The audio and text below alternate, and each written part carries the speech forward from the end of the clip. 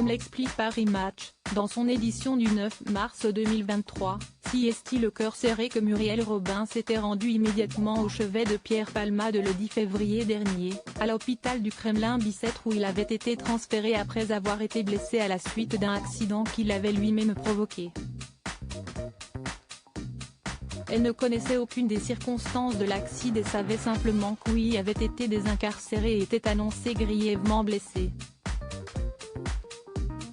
Un ami de 30 ans, qu'elle considérait également comme son fils spirituel, et qu'elle avait essayé de détourner de ses démons, en l'aidant à se recentrer sur son travail, son talent, et en essayant de le raisonner, de le comprendre.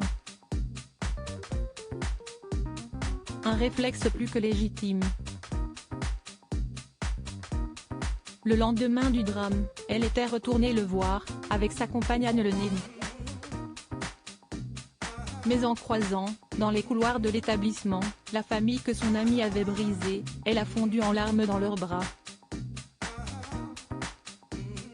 Le magazine ajoute qu'elle s'est presque sentie coupable de cette situation, et de ne pas avoir pu éviter le drame. Si est à ce moment-là qu'elle a décidé d'arrêter de le voir, écœurée lorsqu'elle a pris connaissance des résultats des examens toxicologiques de celui-ci et les conséquences terribles pour les victimes. À la fois bouleversée et écœurée, elle a aussi été bouleversée par les soupçons de pédophilie concernant son amie. Mais en apprenant par la suite que l'humoriste avait été victime d'un AVC, elle s'est demandé s'il allait mourir.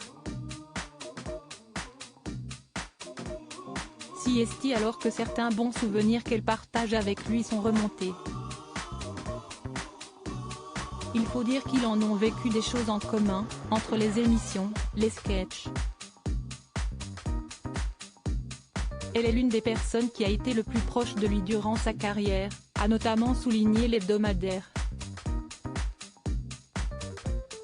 Si est donc avec beaucoup d'émotion et le cœur lourd qu'elle vit cette sombre affaire qui implique celui qu'elle avait toujours considéré comme son petit frère. Ça fait beaucoup pour la comédienne, qui doit faire attention à se protéger car, si elle semble actuellement en bonne santé, elle a déjà connu la dépression, le burn-out et une embolie pulmonaire. Et si est ce qu'elle a décidé de faire, puisqu'elle n'a pas voulu communiquer ni réagir, préférant alors de se taire sur le sujet. Par respect pour les victimes de la famille brisée, et en mémoire de cette amitié qu'elle pensait indestructible. Une question de décence.